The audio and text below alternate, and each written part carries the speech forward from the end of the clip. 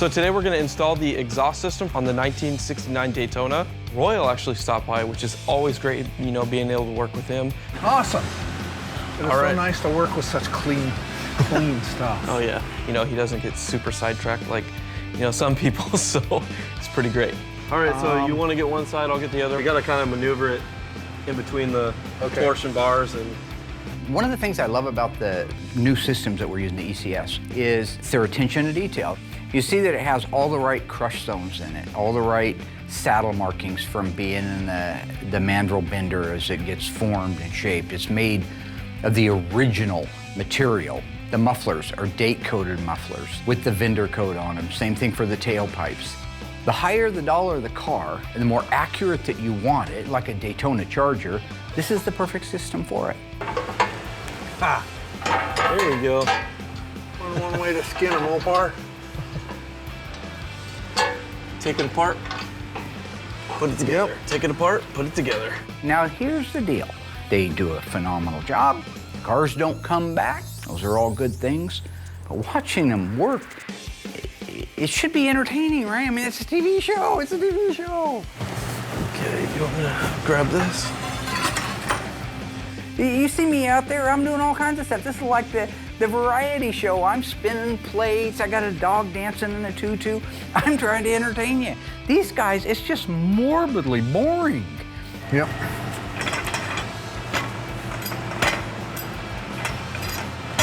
Whoops. It's like watching paint dry. It just takes forever. Do something. Kick him in the ass, make fun of him, insult his bald head. Do something. Here we go. Alrighty. I'll hold that. I got mine. You got yours? I got one. Okay. When you're dealing with a car where they made 503 in the beginning and there's only a few left on the planet, and you're an OEM restoration shop, attention to detail is of the utmost importance. That's why we use that system. How I found out that they were making a great system was we were at SEMA a couple of years ago, and the owner of the company, the owner of ECS, Dave Walden, he built a concept four-door Barracuda in 1970. One of the most phenomenal jobs I've ever seen as far as craftsmanship and attention to detail. If Plymouth built a 70 Barracuda four-door, I can't help but believe it would look like this. He had mirrors underneath it, and you could see the exhaust system. He had to custom build an exhaust system, but follow a complete OEM principle from the very exhaust manifold all the way to the back of the exhaust tips, and he did. Absolutely incredible detail and quality, and so that's why we're going with those systems nowadays. Today we are getting ready to do our second prime on our 1971 Demon. Pretty cool car. We don't do a lot of A-bodies here, and I believe it goes red. I'm not 100% sure, but I'm 99% sure, but it's the first Demon we've ever done. I was excited when it first got sent out because frankly, when it comes to the Mopar muscle cars, first off, the A-bodies are kind of our unsung hero, as a lot of people know, and we haven't done very many of them. We don't get a lot of A-bodies through here, so when you do get an A-body, it's really cool because there's so many people at home that love them, and we always get people that write in, you know, hey, do more A-bodies. So this is one of those cars that people are absolutely going to love to see go through the shop. It's a really rare car when it just started life. With 2,051 4-speed 340/71 Demons made, that puts it down there in a pretty low demographic. Another thing to make note of, the Dodge Demon was only made at the Hamtramck plant. These cars got 3 prominent style lines that go down the side. So it's real important that you maintain the crispness, the sharpness, the straightness through the whole process. Do the second primer, really look the car over, because once this thing's painted, it's going to show just any wobble in a line, anything at all. The body guys did a great job on it. So we're looking at probably 2 coats of our nice, thick, high build primer. Let that sit before we bring the car back in and then do our final block and get it ready for paint.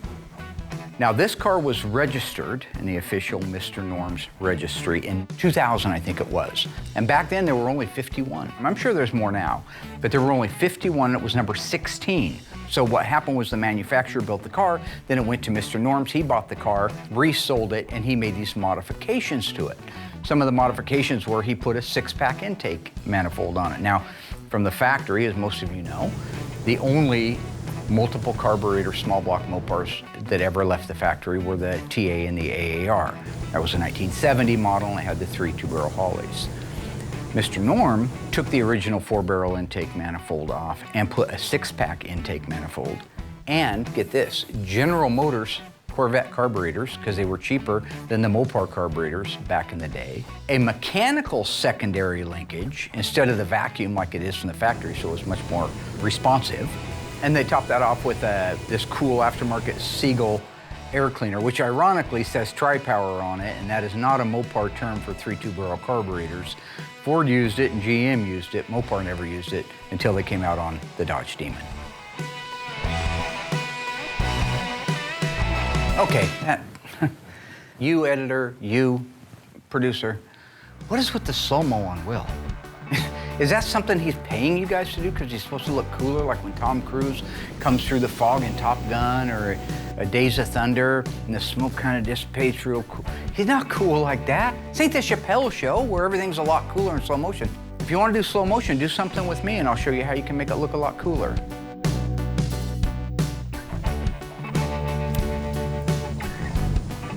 I honestly have not seen another muscle car come through here with the documentation this car has. And when it's sold at Mr. Norm's and you have the original window sticker from Dodge, the original window sticker from Mr. Norm's, the broadcast sheet, the key tag numbers, every piece of documentation that car had, right down to how much money they put down on it when they bought it, is in the file. That makes this a thoroughbred 1971 Demon 340 Mr. Norm's 6-pack 4-speed car.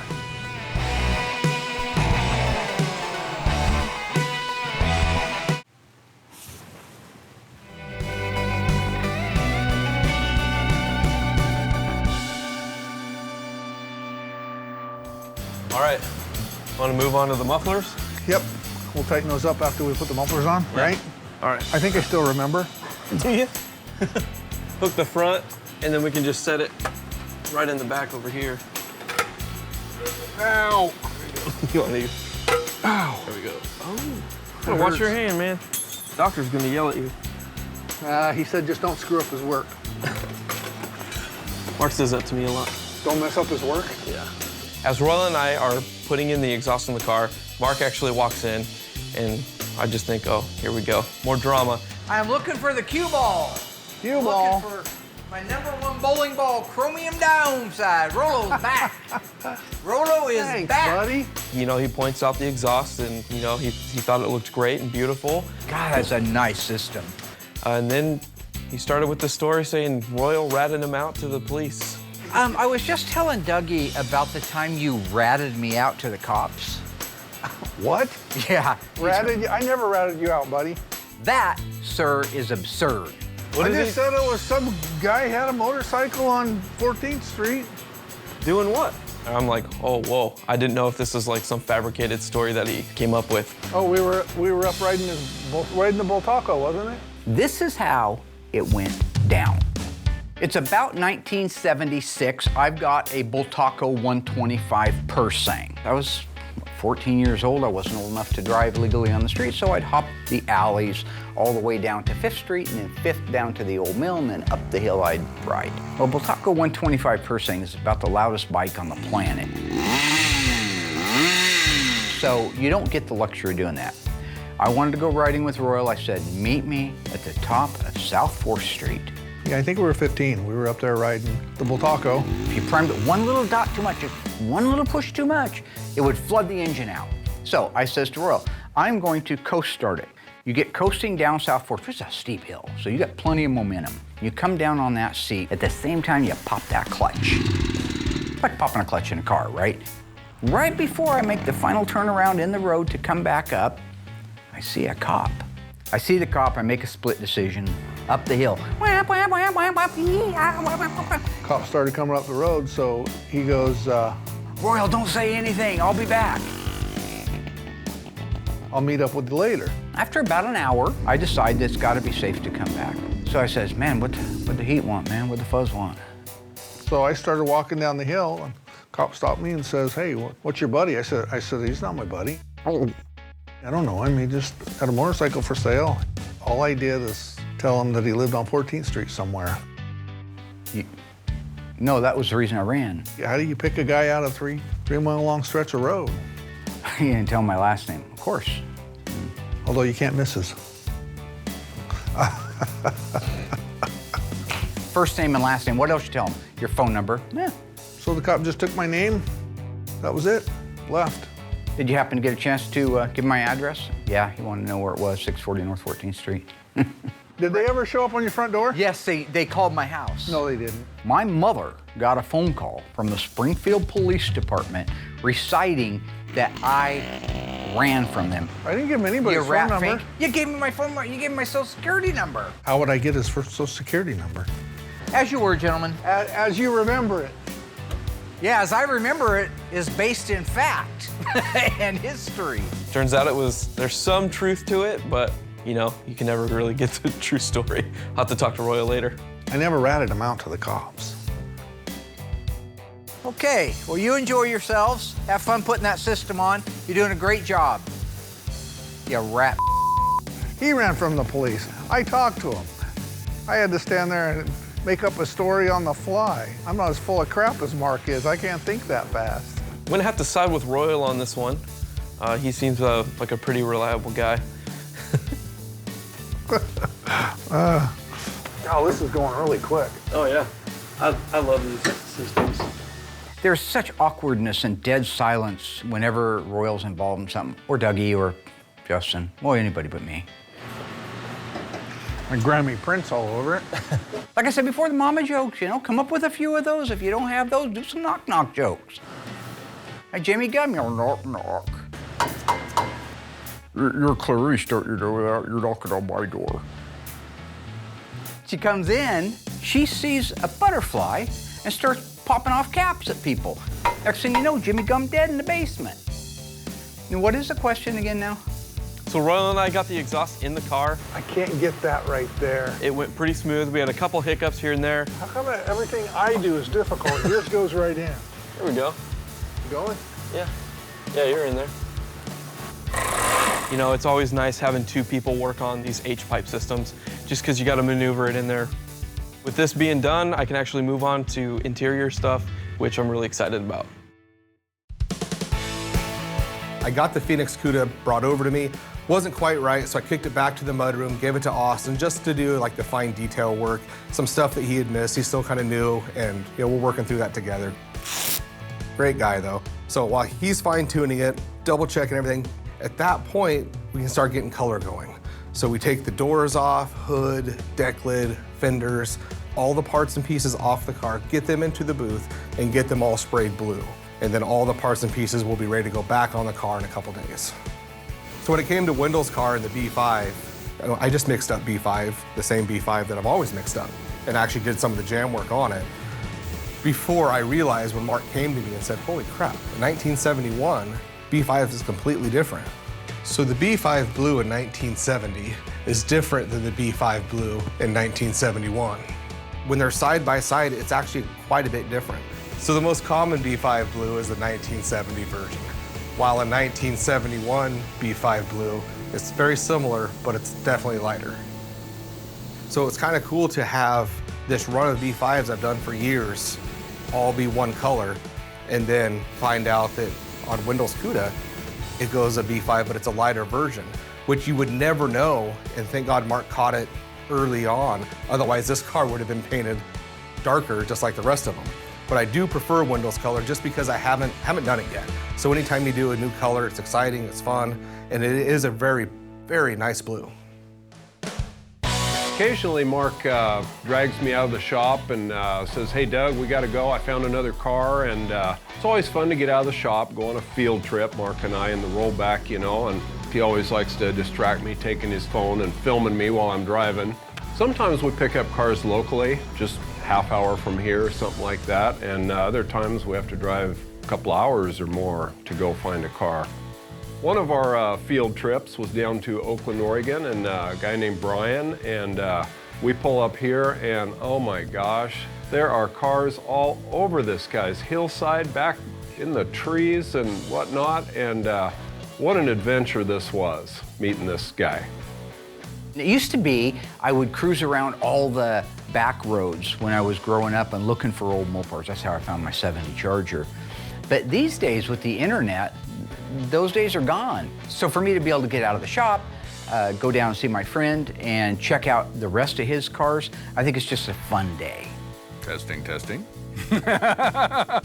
My name is Brian Renfro. I'm selling a 1969 Charger RT 444-speed track pack car to Mark today.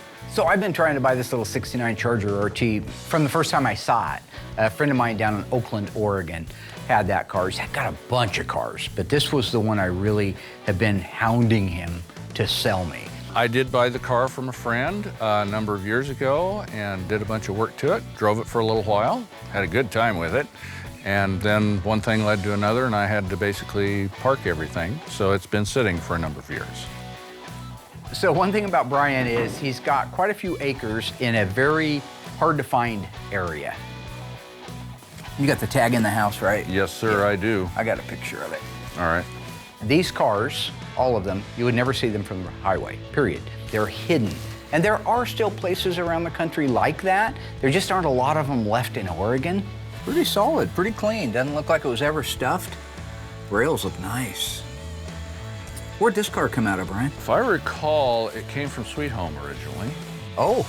So I suspect that the original engine probably ended up at the Albany swap meet.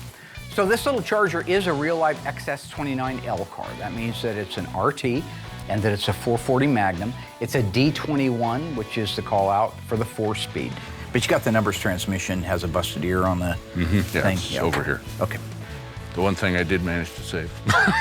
That's great. Yeah, that happens. It's actually a pretty well-optioned little car. Now, it doesn't have everything a guy might want in one, but it does have the more important things in it. So like the N85, the factory tachometer. Is this a factory N85 car? I can't remember. I don't. I think so. Is it a tack car? Oh, good. It is a tack car, yes. Is it an AM/FM? No. Somebody added an AM/FM radio to the car. It's a factory AM/FM, but it's not the one that started life in that car. The car is coded for an R11, which is an AM-only radio. So I'll put one of those back in it, and I'll have that in inventory for somebody who does have that option. Where's the shifter? I've sold him a few Challengers. I sold him a police car at one point, a 1970 Fury 440 police car. If I recall, it belonged to Lane County Sheriff's Department. I like that. Headliner's decent. It has the L31 turn signal indicators. It is a bucket seat car. That's really cool. Hey, Mark, there's the shifter. I had to make it fit. Well, this doesn't look very factory to me. No, it's not. Oh. Which is why I had to make it fit. Yeah, I like it though. Oh, that looks familiar. Yeah. It was never quite in the right spot because you would bust your knuckles on the dash when you shifted it hard. Yep. Oh yeah, that's the way they were. Pistol grips were even worse. Uh-huh. Get all your knuckles, Hand it to this guy in the back and he would shift it into third gear for you. Uh-huh, yeah. Yeah. This is an A33 car, so it uses the 354 Dana behind the 4-speed. You either got the A33 or the A34 behind a 444 speed in that year car anyway. Got a little bit of rust right here. Depends how it is when it comes out of the dipper. You know, sometimes you can just put a small piece in right here. Sometimes you got to put the quarter on. The AMD quarters are good if you put them on all the way up and you pre-fit everything like you're supposed to. Rear body panel has a little crusties in it. That's okay. These factory welds up here, Mark? Yeah, I think so. There's two things on that car that are disappointing to me. The original engine's gone. It's not the end of the world, but it does affect the end value of these cars. The other thing is it's not coded for a stripe. It's actually stripe delete. So that means it didn't get the cool Bumblebee stripe that it could have got. Instead, it has the badges that call out RT on each quarter panel. I don't know if you remember Dan Perkins or not, but I got this from him. Oh. Yeah. I bought that 70 Charger from him. Yeah. That burnt orange black top car. Yeah. Well, we got some more Mopars to look at, I guess. Sure. All right. So with every build that you do, if you're an assembly technician, the funnest part is once that body and paint's done, is putting all the trim and ornamentation on it, because it really starts to come to life, begins to look like a car. So the Daytona has really unique ornamentation, such as the fender scoops. So these fender scoops have studs screwed into them, molded into them. And when they set down, they go through the holes that are already made by the factory. These are the original fenders. And then you put the captive washer style nuts on the back. You have to be really careful installing these. And to be clear, when these fit the way they do, it's because we pre-fit them. They didn't fit that good from the factory. You would bolt them down and there would be a gap underneath them. In this case, we had the scoop on the fender and took time to sand it completely to match the shape of the top of the fender. Now when we put those nuts on, it'll suck down into position exactly where it's supposed to go. Okay.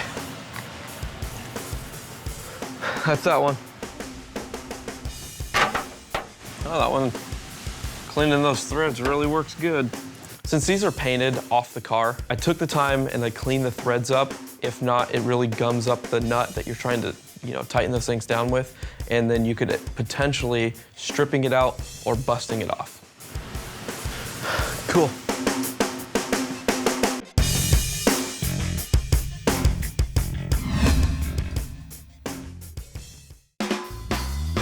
Well, let's go take a look at this glorious collection. 72 Challenger? 72 Challenger Rally. Rally 340 automatic numbers matching? For the most part, engine? yes, the engine is. This is cool. It's an original FY1 top banana yellow, black top, black interior, 340, numbers matching except for the transmission on it, but not necessarily at the top of my pecking order. But for somebody out there that was looking for a 72 Challenger Rally, I think this would make a really good one for them. A lot of it is just stuff that I've tripped over time. I've come across it and it was at a reasonable price, so I picked it up. Some of it is stuff like the yellow Challenger. I got that from an old wrecking yard in Cottage Grove. It was sitting way out in the back, buried in the brush. And so I pulled it out of the brush, myself and a friend of mine, we loaded it on his trailer and it ended up getting a bunch of body work done to it. If I recall, it had a manual shift valve body, which I had to fix a little bit so it wouldn't do that anymore. I threw a different transmission in it and drove it for a number of years, and like everything else, I had to park it. Take a look under the hood there. Here we go. Got it. Got it. Beautiful. Nice. Boy, that looks pretty darn original. You drove this car for years. I did. I saw it all over Springfield when I was younger.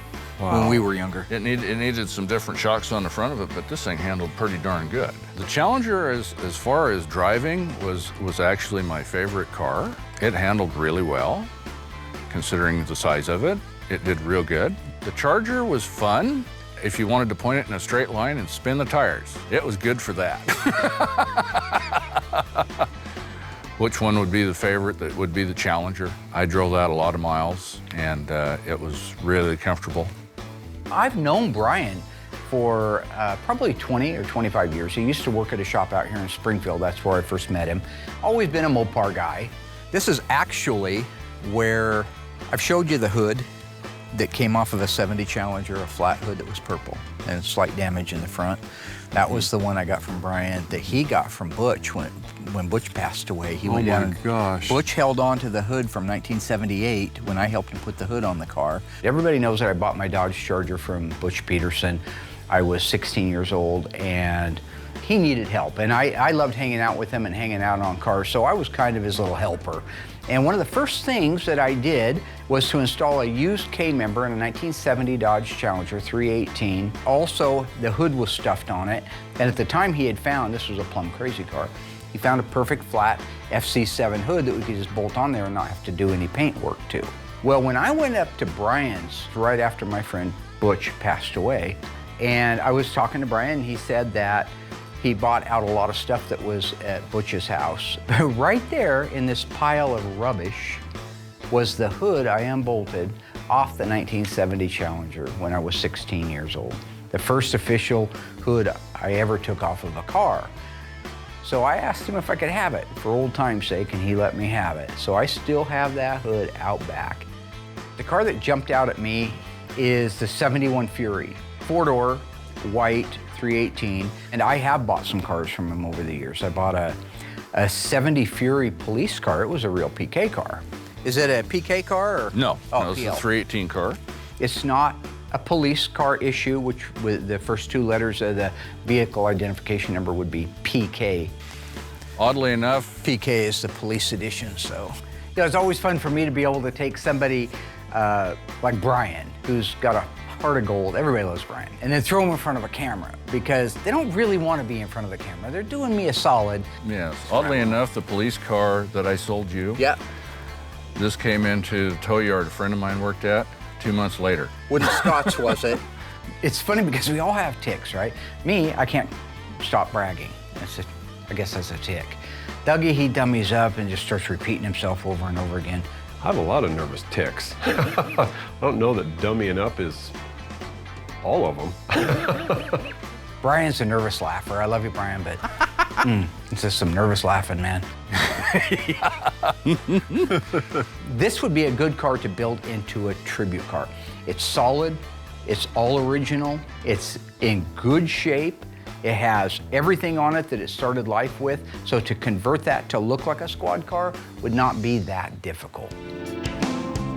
Our 71 Hemi Cuda is one of the rarest cars that we've got here right now, and the most desirable. When you're talking about the car everybody wants, it's a 71 Cuda, and probably the engine is the 426 Hemi. It's getting to be really exciting times because I'm getting ready to start doing color on Wendell's 1971 Phoenix Cuda. It's a great client, and when you're doing these cars, for someone as appreciative as he is, it makes it even that much more exciting. This was his baby, keep that in mind. It's 20 years ago that this car caught on fire. And the fact the car blew up, and then here we are, getting ready to start putting color on it already. So it's exciting for me to see that it's in the process of getting its jam work done, because once that's done, we can bolt the sheet metal back on it, line everything up, do a final block, and get it painted. Now the process really will speed up. Hopefully, as soon as he is done with it, we can move quickly to get its suspension underneath it so we can have the headliner put in it, bring it back over here and do the final assembly.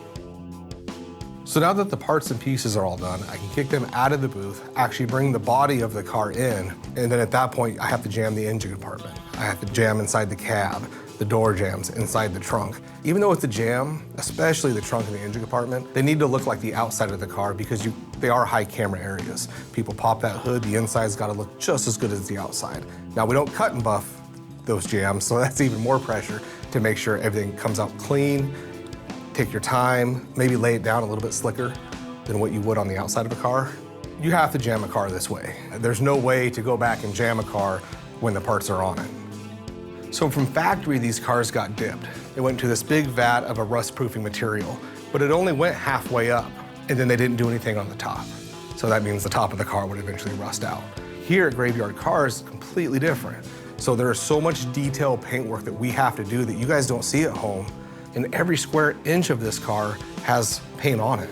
And then the longevity of that car is forever, as opposed to with factory, it's not.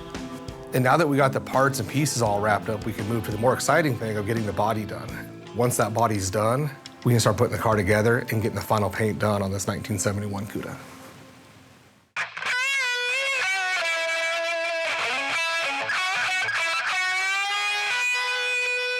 Since the Daytona actually has the add-on with the nose cone, it doesn't have the latch. It's got no vertical support for the latch. So the only thing that keeps this hood down is the hood pins. So they actually have to be down enough to keep the hood in line with the fenders and the nose cone to keep it down. So it's a little bit more of a process actually putting these on, lining them up, making sure they look really good because they gotta keep it down. I say actually a lot, don't I? I really have to be careful while mounting these. If the screwdriver slips or you gotta re-drill those holes, if something slips and scrapes the top of that hood, it's gotta go back for body work and repaint. You gotta be careful that you also don't over tighten the screws or else you're gonna see wrinkles in the tops of the hood as well. One thing to make note of on the Daytona is the side markers that you see are not actual side markers, they're reflectors. And we have to paint them the same color as the stripe. So if this car had a white stripe on the back of it, like Tom Partridge's car, we'd have to paint those housings white. In this case, we painted them black. So I just got done installing the side marker lights and everything turned out really nice. You got gophers? I got moles. I don't think I'd call them gophers. Oh, Mark. I don't live in the country, I live in the city. So I don't know the difference between a gopher and a mole. In all practicality, they're probably the same creature. I don't know why there would be two different ones. Well, one's bigger, right? The gopher's a lot bigger than a mole. Oh, wow, 60. This is your 67. Yes. Barracuda 383 automatic, one of 98. How many? One of 749 made. Oh, wow. Yes. I got that one wrong. That's all right. 748, but who's counting? Don't try to. That's okay. We make those mistakes. I'm using under the hood for storage, but Well, sure. I have this original motor. It's over there in the pile. This is out of a 68. You do have the numbers engine for it? Yes, sir, I do. The 1967 Barracuda Formula S, I think that is a great car for somebody. There are real diehard lovers out there that love these little A bodies, and that's a real live big block car. And he's got the original numbers matching engine, probably like the 4-speed we found for the Charger buried mud, but at least it's there. Is that the correct manifold? Yes. Boy, that'd be a good one to put together. This is a fastback model car, and it's pretty clean. It's showing some signs of rust underneath the recent paint job that it had starting to pop up. But again, a very good restoration project for somebody and well worth the investment. Well, and I made the mistake of ordering the copper penny carpeting for it. Oh, And it actually is supposed to have bronze carpeting in it with the copper penny seat covers. gotcha. Two-tone interior. Two-tone interior. Very So pretty. if I do it right, it'll actually look pretty good. Oh, it Just looked haven't real got nice, that yeah. far. It's got the 383 4-barrel with the Formula S emblem. You actually texted me at the right time. Yeah. That wagon that's sitting up front is the 69 Ambassador wagon that my parents bought brand new. No way. Yeah. That's cool because that was his parents' car and he bought that at Grant AMC. The one that my parents own is the wagon. It's a 1969 AMC Ambassador wagon. There's not very many left as far as I can tell, and they bought that brand new at Grand AMC in Eugene. So when I hear names like Grant AMC, it takes me back to the 70s right now. I am working to restore that and get it so that I can at least drive it again. I believe it has all of 116,000 miles on it. It's a clean old car. So anybody out there in TV land that likes those AMC Ambassador wagons, that might be a good one for you. 344 Speed Tour Red, huh? Mm-hmm. Yeah. So some of the cars that I think are still worthy of salvaging, one is a car I've known about for many, many years. It's a 1970 Duster. The one thing that I do know is a friend of mine, he said that he had the original motor for it. Yeah. It had an accident and had a crack down the middle of it. Oh. Yeah. Let's see into that motor. It was garbage. The factory 340 4-speed car. Now this car belonged to a couple of brothers when I first started my shop in 1985. It's had lots of modifications to it. The original engine isn't in it anymore. It also was harpooned in the side and had a bunch of mud work done to the left quarter. Still a good, valuable car for an A-body lover. So today I'm getting ready to put in the sound dampener in Tony's 1970 Challenger. It's gonna look great.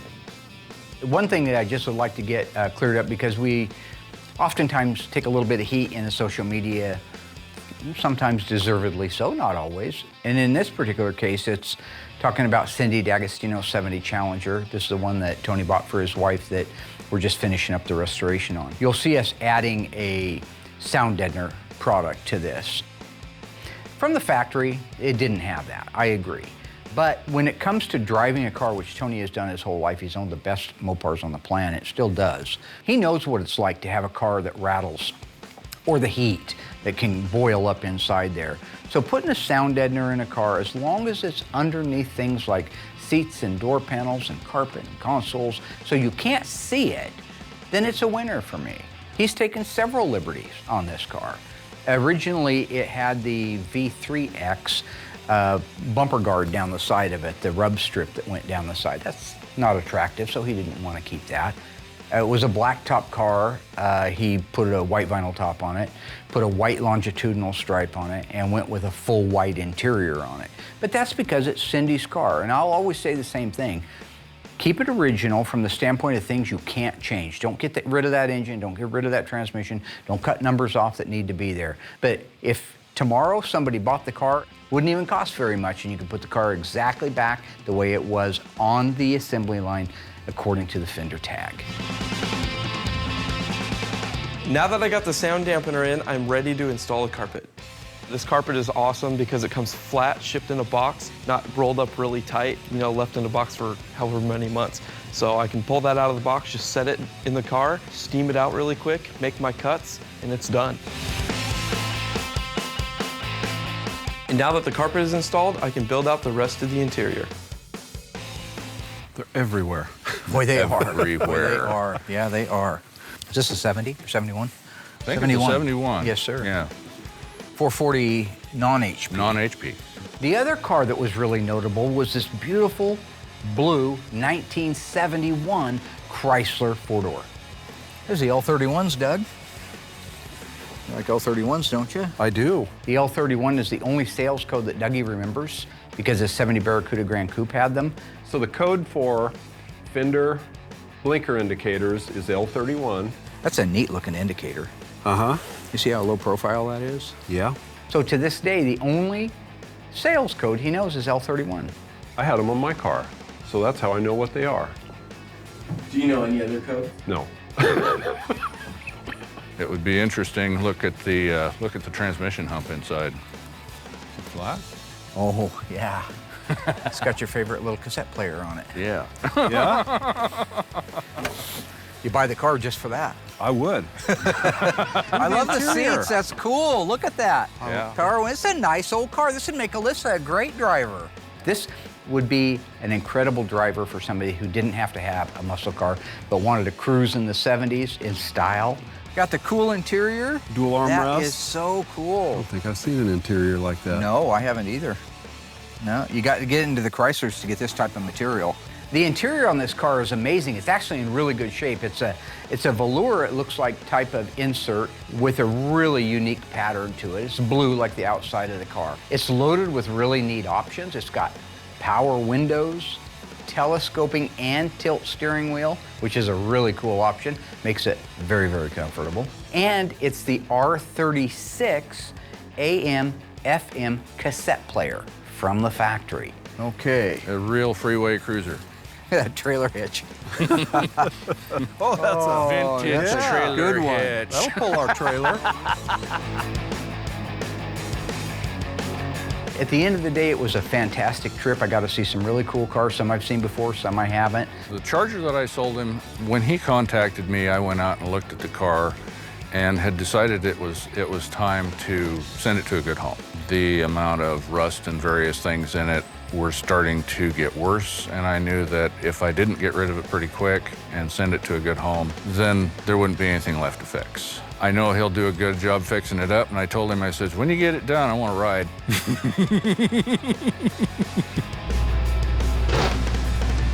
We bought our 1969 Charger RT 444 speed B5 Blue and moved it down to the bottom of the hill. That's where our new tow truck was. Got it loaded up on there, said goodbye to Brian, and next thing you see is taillights.